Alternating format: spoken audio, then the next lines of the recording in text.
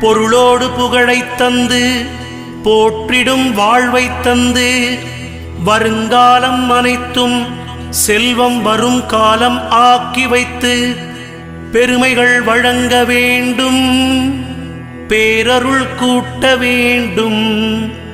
அருள்மிகு குருவே, உன்னை அடிபணிந்து வணங்குகின்றேன். வருடம் ஓர் ராசி வீதம் வட்டமாய் சுழன்று வந்தே தருகிற பலனை நாங்கள் தங்கமாய் ஏற்றுக்கொள்வோம். வருகிற நாட்களெல்லாம் வசந்தமாய் மாறுதற்கே அருள் தரும் உனது பார்வை அனுதினம் எமக்கு வேண்டும். குருவே, நீ பார்த்தால் போதும் கோடியாய் நன்மை சேரும்.